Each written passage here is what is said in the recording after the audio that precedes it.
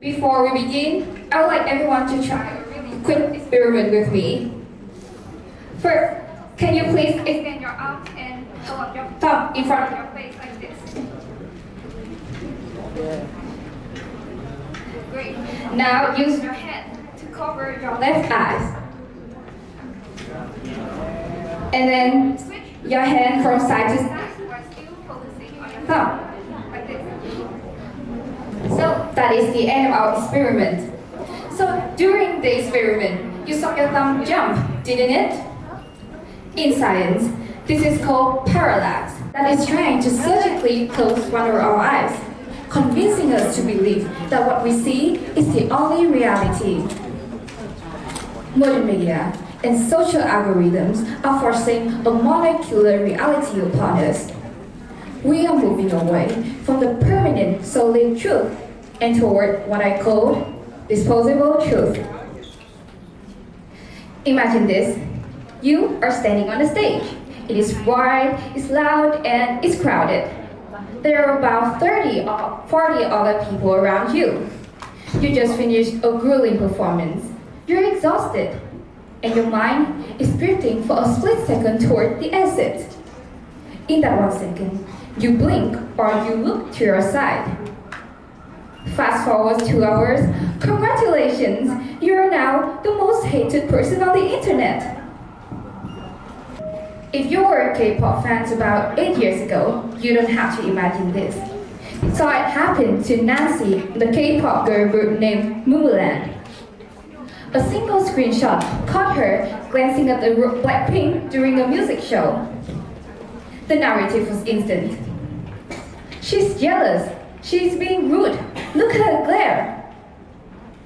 The problem here is that there weren't just Blackpink or Lien on that stage. So maybe, to the person A on the left side of the room, maybe she was spacing out. Or to the person B on the right side of the room, maybe she was looking at the teleprompter.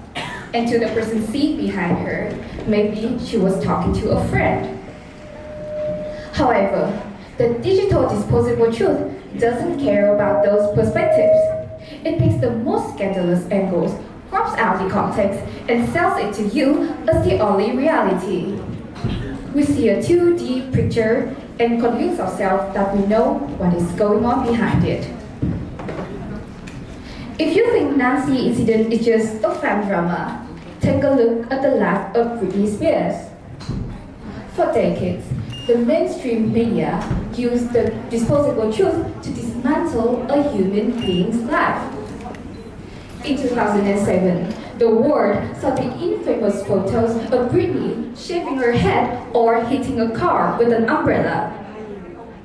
The disposable truth served to the public was, she's crazy, she's a favorite, an unfit mother. This narrative was profitable. It sold magazines and drove billions of clicks. Because the public accepted this 2D crazy view, we allow a systemic abuse of a human's right, a 13 years conservatorship to happen in broad daylight. We ignore the fact that maybe she was a woman grieving the loss of her aunt. She was a mother being stalked by 50 men with flashbulbs every time she stepped outside. And she was a human being reacting to a complete lack of privacy. The media disposed of the truth of her suffering because the scandal was more lucrative. It wasn't until a decade later, through the Free Britney movement, that the public finally opened their second eye and saw the depth of the tragedy we had all participated in. This isn't just about being mean or offending people.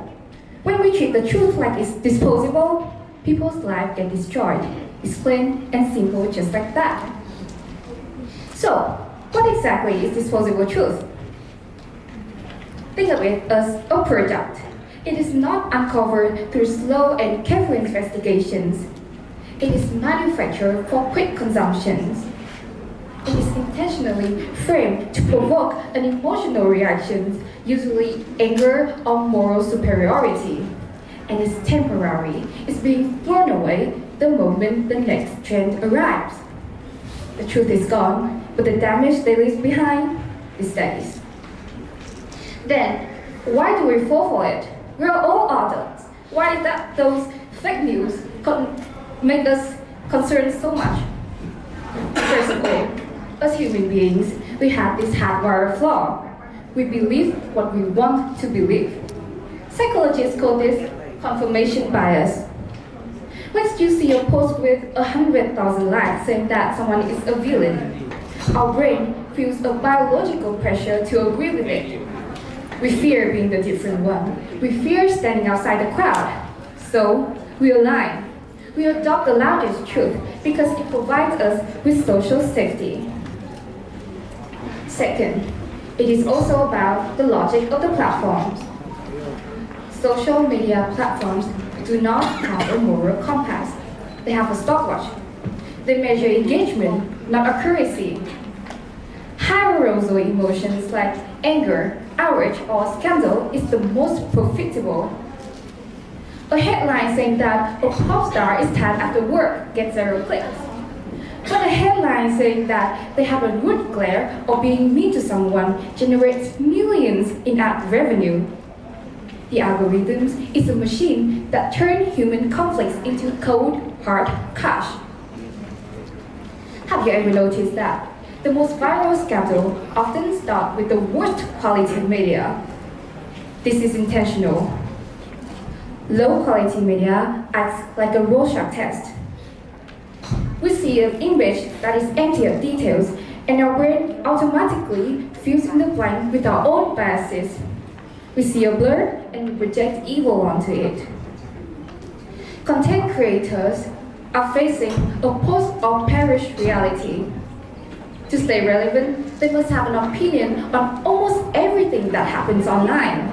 So they take that unconfirmed media, add some dramatic music, red arrows pointing at someone, and a very, very bold text for the video title. They aren't sharing news. They are putting on a show to keep you hooked on the video because that gives them views and money. When an influencer with 5 million followers shares a false accusation, it stops being a theory. Everyone gonna believe in it, and it becomes the dominant narrative. This system of disposable truth works like a factory production line. Step 1, the raw material. It all starts with a really low quality photos, a video clips without context, or a leaked audio, which is the breeding ground for conspiracy. Step 2, manufacturing. This is where the producers, which are the influencers and the gossiping accounts, take over. They package that raw material into a product. Then they add in a catchy headline, a dash of personal bias, and a heavy dose of accusations to make it sell. Step 3, mass consumption. The product now hits the market. The audience buys it instantly. They don't read the ingredient board or look for the 10-minute video of the events. They buy it with their emotions. They argue in the comments, and every comment, even the one disagreeing, pushes the post higher in the algorithm. Step 4, the byproducts.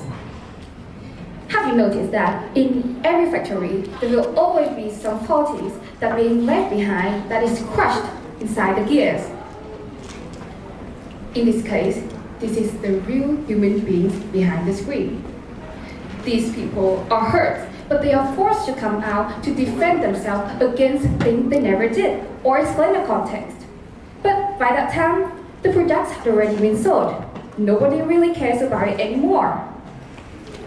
Step 5, disposal. This is the most tragic part. Once the real truth is finally revealed, it is no longer useful because it is not exciting and viral. So the audience just simply disposes of it. They toss that truth into the trash and wait for the next scandal to roll off the assembly line. The war is a 3-dimensional masterpiece.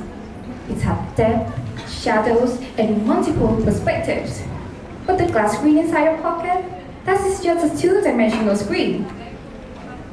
When we spend 10 hours a day looking at a 2D screen, our mind becomes 2D as well. We stop seeing people as a complex individuals. Instead, we see them as characters, heroes or villains, icons or trash. The algorithm works like a horse's blinkers. It forces you to look in one direction at one trending topic with only one approved opinion. The longer you wear the blinkers, the harder it gets for us to turn our head. We are losing our peripheral vision and our ability to say, I don't know the whole story yet, so I can judge that person.